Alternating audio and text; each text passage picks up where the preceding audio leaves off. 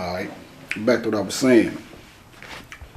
So you have the word shit, which would be spelled T-C-H-E-T. This is where you get the quote-unquote curse word shit from. Now I'm gonna show you how I work my jelly.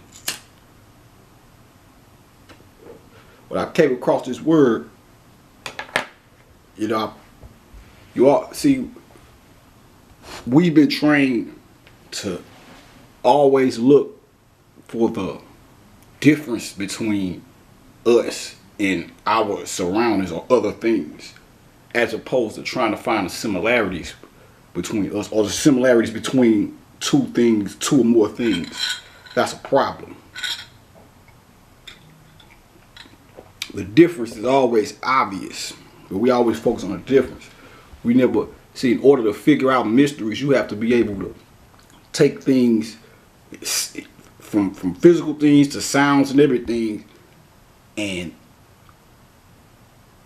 identify the similarities. Like I'm finna show you how all this came together for me, how I found out that this word right here is the origin of the word shit. Now, shit.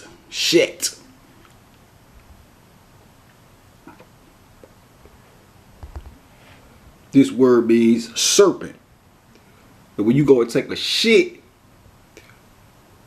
what's the shape of the shit when it comes out? I know this sounds foul as fuck, but just really think about it.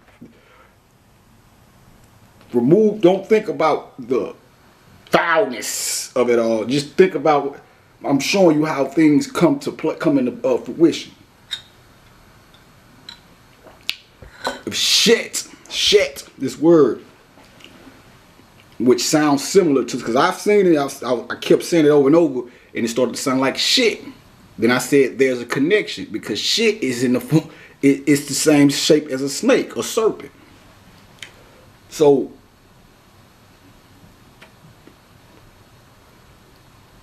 it'll take you even deeper. That goes back to the Egyptian hieroglyph or the sign or the zoo type of the scarab in Egypt, which symbolizes decay and rebirth, building and destroying. The shit or the dung ball that the scarab plants his eggs in represents the petrified feces or the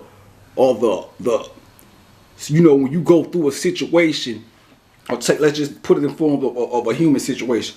If you go through something or you go through a trial and tribulations, the negative part of it, or the things that are trying, just like a diamond that's put under pressure, or coal under pressure becomes a diamond. The pressure will correspond to the shit of the dung, or the dung of the scarab. The egg planted within the dung, within the shit, symbolizes potential for a new birth. Just like Osiris being degenerated or broken down or dismembered makes way for a new version of him through the form of Heru, or Horus, his son, who comes back to avenge the death of his father and slay Set, who's the murderer of his father.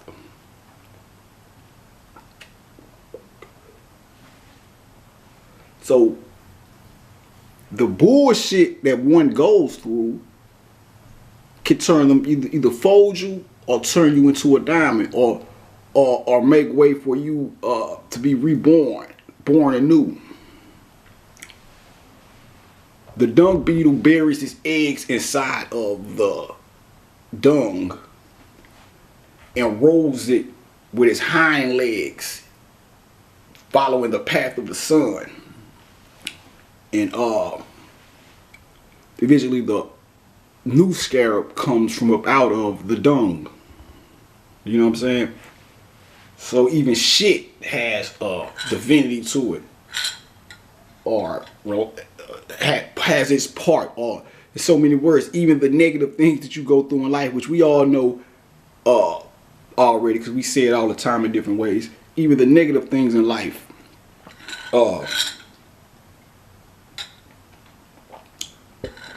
represent a process that brings you into rebirth.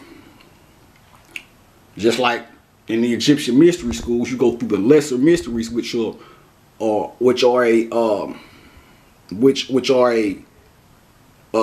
just like it's similar to hazing, or when fraternities have to go through all that misery and stuff that they go through, and those tests that they have to go through, that them embarrassing, humiliating moments in order to become one of the fraternities or sororities or whatever.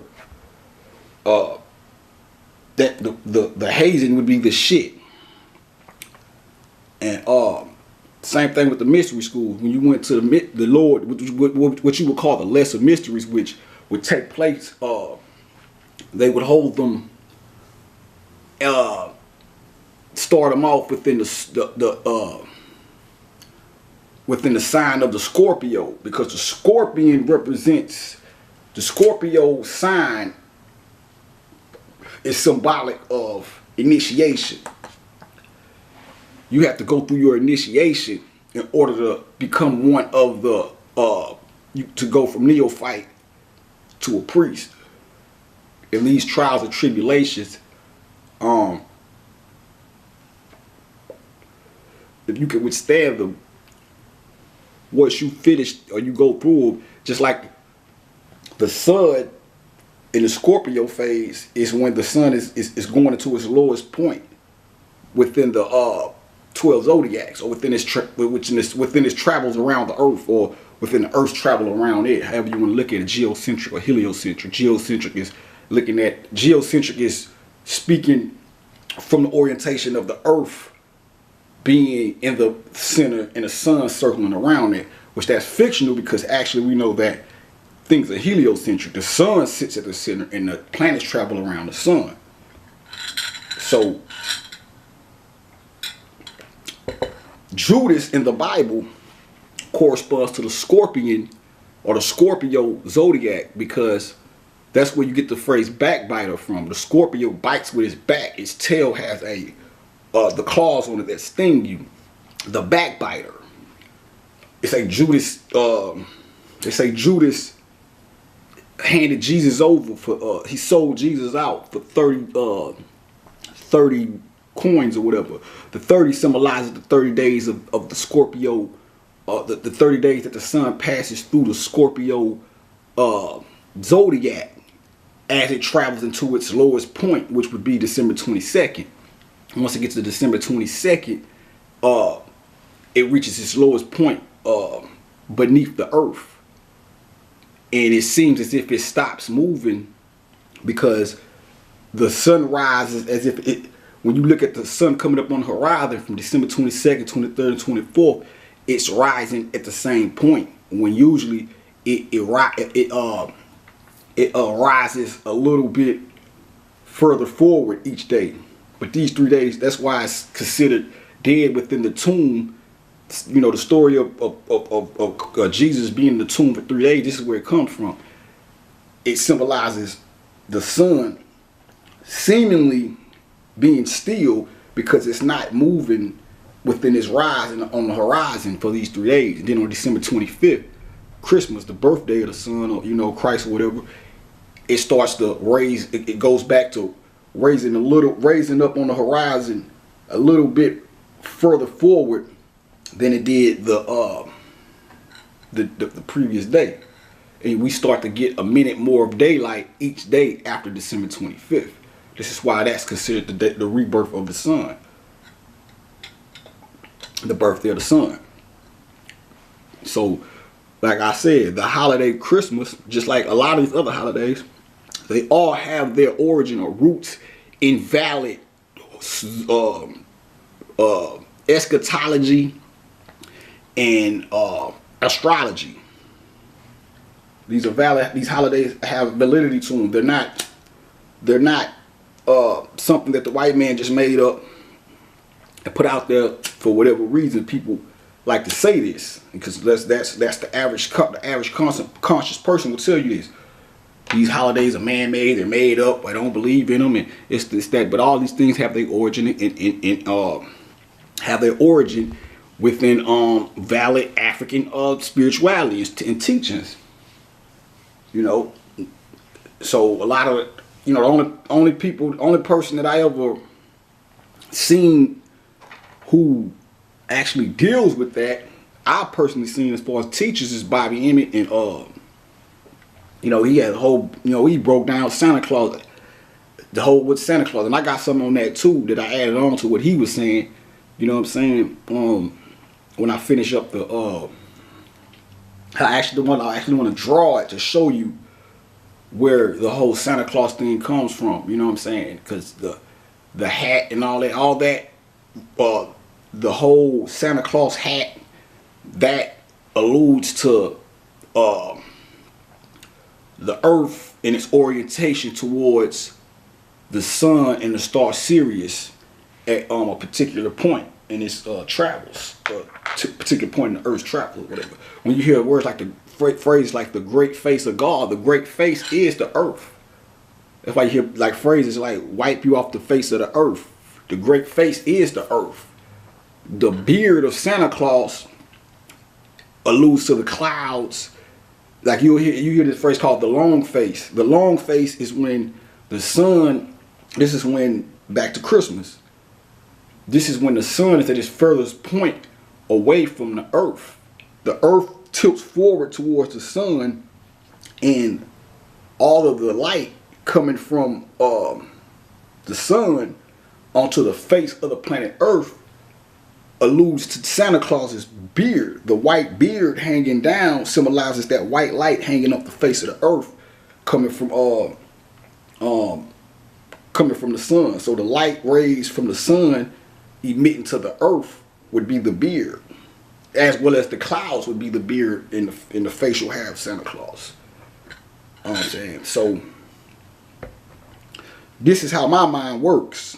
You know, I deal with the information from the books, but then I go into my own inner recesses of my mind and tap into my own DNA and memory bank and figure these things out by looking at the mythology and then looking at what would be called the natural facts of the earth or the solar system, or whatever you want to call the natural facts of physical reality. I look at the mythology, and then I find the similarity or the metaphor between what's being said in these mythologies and its symbolism like Santa Claus, and then the physical reality that we live in. Natural facts. So, let me see where else we can go with this. Cause I was yeah, that's another thing I want to talk about, like names. A lot, even the names we come up with, names that we say are ghetto names that come from black people. These names are things that are coming from our genetic memory bank. You know what I'm saying? For example, Shatara. You know, that's a black girl's name. Take you back here. You got Shit, which means serpent embodied, and then you got the cobra hieroglyph. Ara means both serpent and goddess. If you put those together, Shatara, the serpent goddess. So when you meet a girl named Shatara, her mom named her Shatara, you know that's an African name. Everything we do is divine, damn near, even the fucked up shit. I'm not saying that naming your child Shatara is fucked up, but I'm just, you know, giving y'all an understanding.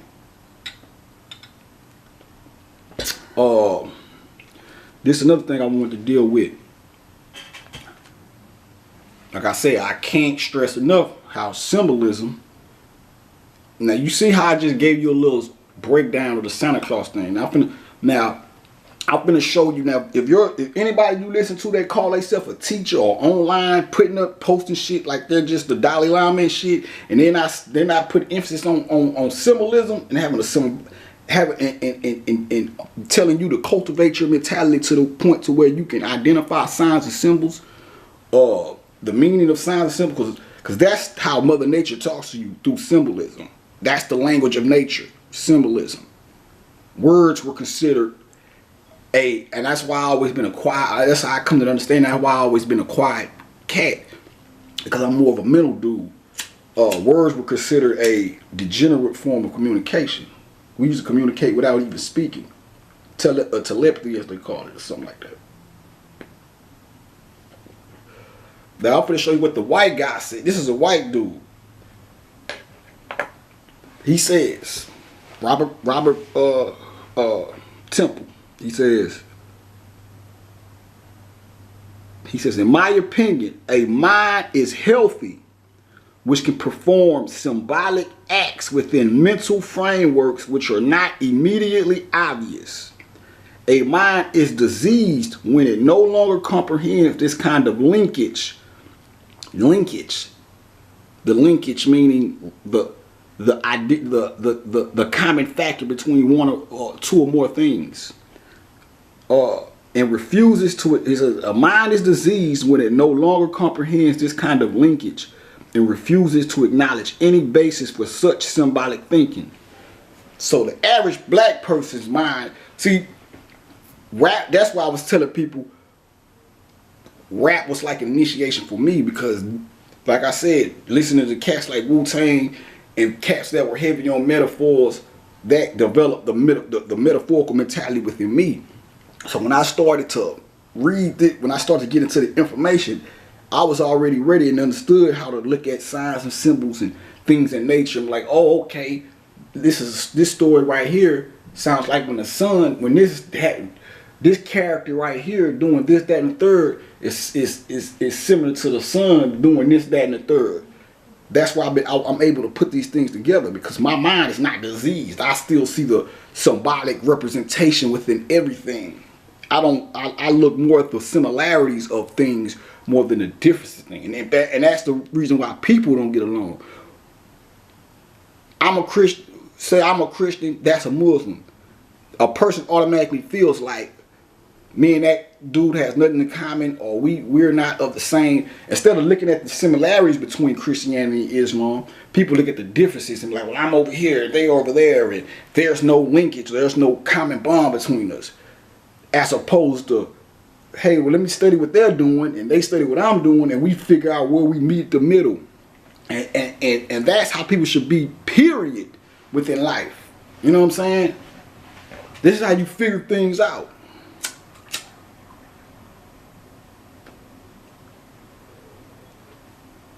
So, I'm going to read that again.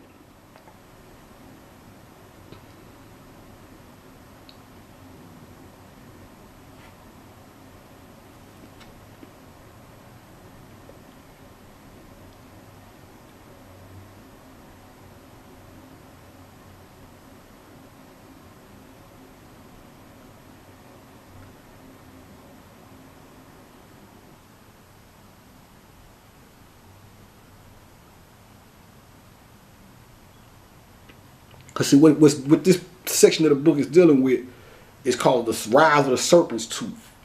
You have a mythology of Jason the Argonaut. Jason was the leader. He was the helmsman of a ship, and he had 50 sailors with him. Jason would be the Sud, Sud. The 50 alludes to the 50 years that it takes for Sirius B to circle around Sirius A. This is why America has 50 states.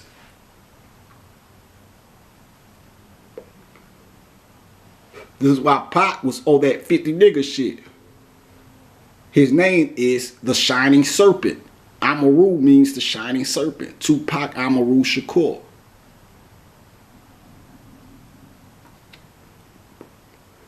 He was more than just a rapper. And dudes like to say, oh, he was an agent, he was an actor, a thespian.